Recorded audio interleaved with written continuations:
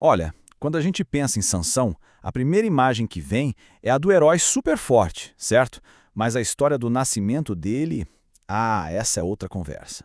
Não é sobre poder, é sobre a oração cheia de ansiedade de pais desesperados. É uma narrativa sobre esperança em tempos bem sombrios, e é por aí que a gente vai começar. Para a gente entender o tamanho dessa promessa, primeiro a gente precisa sentir o peso do silêncio. 40 anos. Pensa nisso. Uma geração inteira vivendo sob o domínio dos filisteus. Era um tempo de desespero nacional, um tempo em que a fé era testada e a esperança parecia uma lembrança muito, muito distante. E no meio dessa crise toda, dessa opressão nacional, a história nos leva para perto de uma dor ainda mais íntima. A gente conhece Manoá e sua esposa, um casal que, além de sofrer com o resto do seu povo, carregava um fardo particular, silencioso, a esterilidade. Vamos tentar sentir o peso que essa família carregava. Do lado de fora, a opressão constante de uma nação inimiga. E do lado de dentro, a dor silenciosa de não poder ter filhos, ainda mais numa cultura em que os filhos eram vistos como a maior das bênçãos. Era uma situação que parecia duplamente sem saída, sem esperança alguma. E então, no meio dessa escuridão toda, surge uma figura. Um homem de Deus aparece para a esposa de Manoá. A aparência dele, nas palavras dela, era terrível, como a de um anjo. E ele traz uma promessa que, olha, desafiava toda a lógica e a realidade da vida deles. Só que essa promessa milagrosa vinha com uma responsabilidade enorme. Exigia regras bem estritas, um chamado para uma vida de total consagração. E isso não era só para o filho que ia nascer, não. A própria mãe precisava seguir essas regras durante a gravidez. A criança seria dedicada a Deus antes mesmo de dar o primeiro suspiro. O nome que se dá para essa consagração é Nazereu, que vem da palavra hebraica para separado.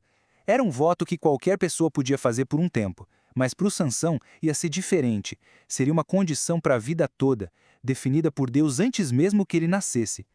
E esse voto de Nazireu tinha 3 regras bem visíveis, cada uma com um simbolismo muito forte. Primeiro, nada de produtos da videira, o que representava uma separação das alegrias comuns do mundo. Segundo, o cabelo nunca seria cortado, um sinal externo, constante da sua consagração.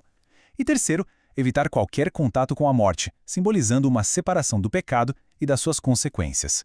Quando a esposa conta tudo para Manoá, a reação dele é o verdadeiro coração dessa história. Ele não duvida da promessa. Ele não pede um sinal, uma prova. Ele ora. Mas o foco da oração dele, isso revela tudo.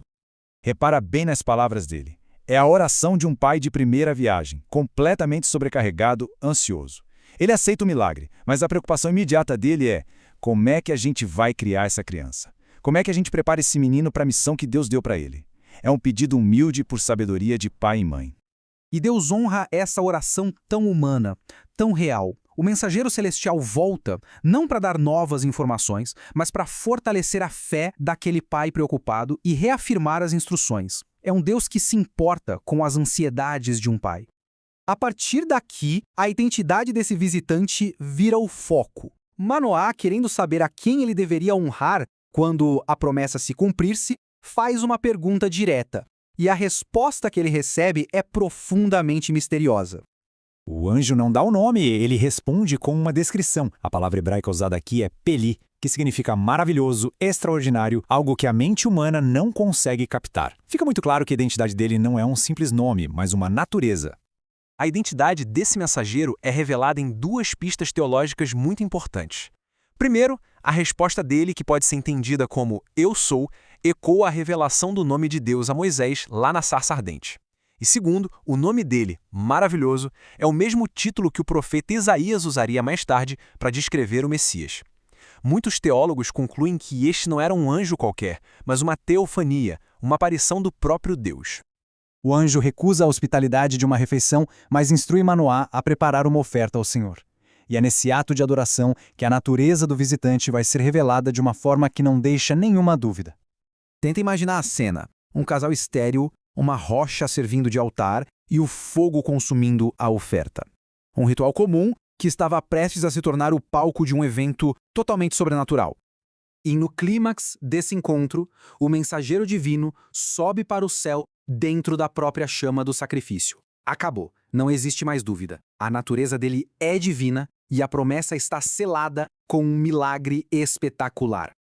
A reação imediata de Manoá é de puro terror. A ficha cai. Eles não viram apenas um mensageiro, eles viram o próprio Deus. E na teologia da época, a crença era muito clara. Nenhum ser humano podia ver a face de Deus e continuar vivo. Para Manoá, a promessa de um filho tinha acabado de se tornar uma sentença de morte.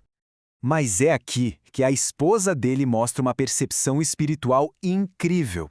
A lógica dela é impecável. Por que Deus aceitaria o sacrifício deles e ainda prometeria um filho só para depois destruí-los? Não faz sentido. Ela transforma o medo em segurança, focando na bondade e no propósito de Deus, e não apenas no seu poder avassalador. E assim, a promessa se cumpre. A mulher dá à luz um filho e o chama de Sansão. Mas a história do nascimento dele não é só sobre um milagre, é sobre a preparação para um propósito divino. Então, o que essa história toda nos revela?